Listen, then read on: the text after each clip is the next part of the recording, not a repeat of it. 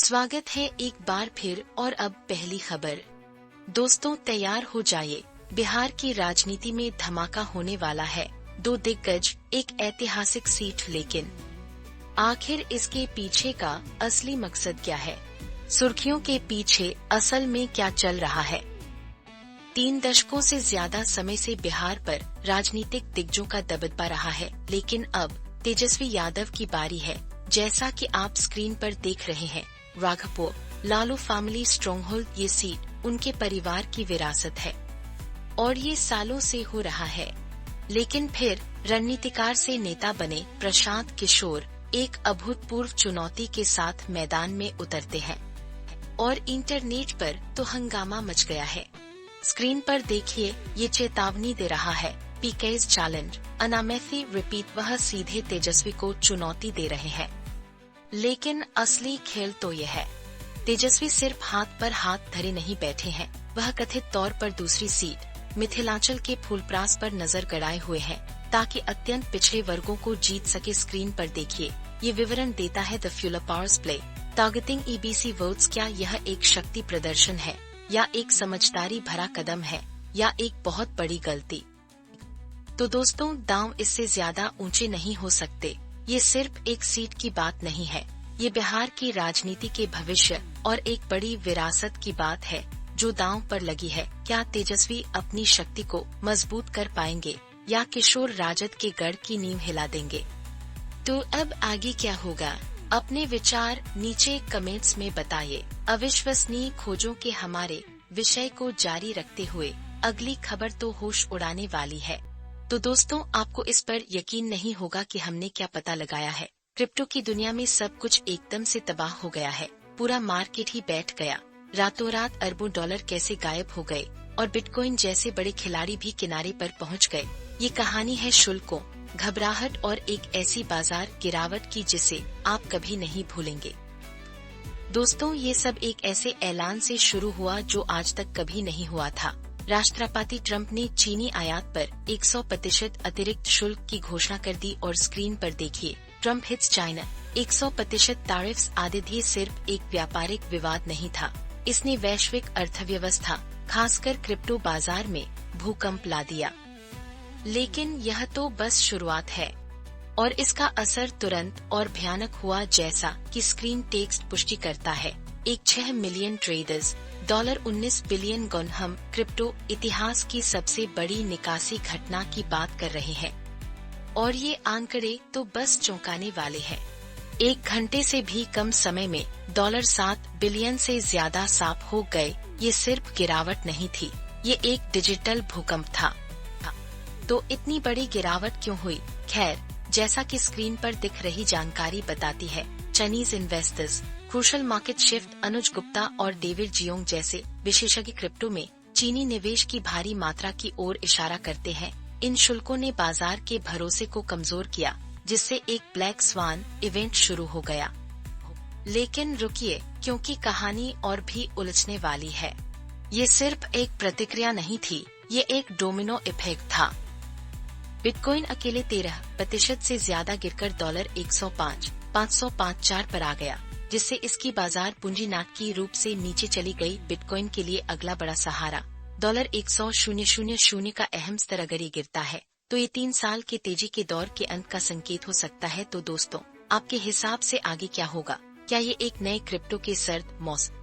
इस अगले अपडेट के लिए चलिए अपना ध्यान दुनिया के दूसरे कोने पर ले चलते हैं। तो दोस्तों, कमर कस लीजिए, क्योंकि आज दिल्ली में जो हुआ वो एक कमाल की मास्टर क्लास थी। भारत ने वेस्ट इंडीज पर एक ऐसी ताकत झोंकी जिसे रोका नहीं जा सकता था। लेकिन क्या वेस्ट इंडीज ने टिके रहने के लिए कोई गुप्त हथियार ढूंढ लिया था? आपको इस पर यकीन नहीं होगा कि आज का दिन कैसे खत्म हुआ। भारत ने 518 रन बनाकर पारी घोषित कर दी। एक जबरदस्त विस्फोट। जायसवाल ने 175 की शानदार पारी खेली और कप्तान गिल, यहाँ देखिए, 129 रन बनाकर नाबाद रहे और अपना 10वां टेस्ट शतक लगाया। जैसा कि आप टेक्स्ट में देख सकते हैं, भारत के बल्लेबाजों ने इस दबदबे की नींव रखी। 518 रन पर 5 विकेट गंवाकर पारी घोषित की और ये आंकड़े तो बस चौंकाने वाले हैं।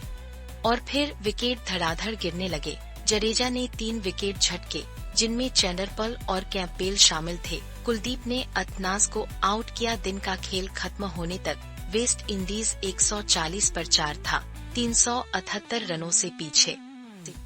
लेकिन असली चौंकाने वाला मोड़ तो अब आया है। ये सिर्फ एक जीत नहीं, ये इतिहास है। जैसा कि वह टेक्स्ट पुष्टि करता है, वेस्ट इंडीज ढह रहा है।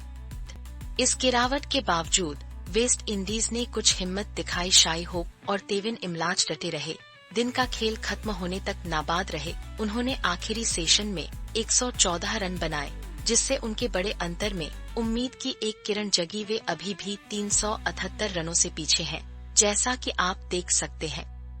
लेकिन यह पूरी कहानी नहीं है। उनका यह प्रतिरोध हर किसी को बात करने पर मजबूर कर रहा है। तो भारत तीसरे दिन में मजबूत नियंत्रण में है, लेकिन वेस्ट इंडीज की देर से की गई लड़ाई का मतलब है कि ये मैच अभी खत्म नहीं हुआ है। क्या भारत के स्पिनर इसे जल्दी खत्म कर देंगे या होप और इमलाज कुछ चमत्कारी कर पाएंगे? इस पर आपकी क्या राय है? अपने विचार नीचे कमेंट्स में बताइए दोस्तों। दूसरी खबरों में एक हैरान करने वाली घटना अभी हमारे सामने आई है। दोस्तों तैयार हो जाइए, क्योंकि साल का सबसे बड़ा वित्तीय रहस्य अब खुलने वाला है। भारत का केंद्रीय बजट 2026-27 सिर्फ आंकड़े नहीं है, ये भविष्य का एक खाका है। लेकिन आखिर इसके पीछे का असली मकसद क्या है? बंद दरवाजों के पीछे वे क्या पका रहे हैं? दोस्तों यहाँ शुरुआती जानकारी है। मध्य नवंबर से वित्त मंत्री निर्मला सीतारमण राज्य वित्त मंत्रियों और शीर्ष अर्थशास्त्रियों के साथ उच्च स्तरीय विचार विमर्श शुरू करेंगी। यहाँ स्क्रीन पर देखिए, बजट 2027 सीक्रेट मीटिंग्स 7 नवंबर। ये सिर्फ एक सामान्य प्रक्रिया नहीं है, वे एक आत्मनिर्भर और समृद्ध भारत का लक्ष्य लेकर चल रहे हैं। लेकिन यह तो बस शुरुआत है, और इस कहानी में एक ऐसा मोड़ है जिस पर आप यकीन नहीं करेंगे। FY27 का मुख्य विषय और इसके परिणाम तो होश उड़ाने वाले हैं।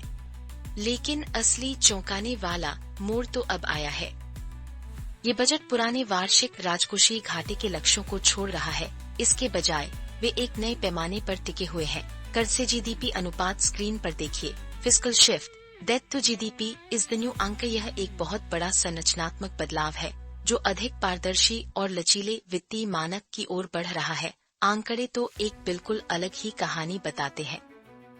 घरेलू विनिर्माण को बढ़ावा देने से लेकर भू राजनीतिक पेचीदगियों से निपटने तक, ये बजट सिर्फ पैसे से कहीं ज्यादा है। विशेषज्ञ गंभीर विनिवेश रणनीतियों और वैश्विक अनिश्चितताओं को संबोधित करने की बात कर रहे हैं। दोस्तों आप इस स्थिति में क्या करते? क्या यह वही बजट है जो वास्तव में भारत के भविष्य को परिभाषित करता है? फिलहाल के लिए इतना ही। आपसे फिर मुलाकात होगी कुछ और नई और दिलचस्प खबरों के साथ।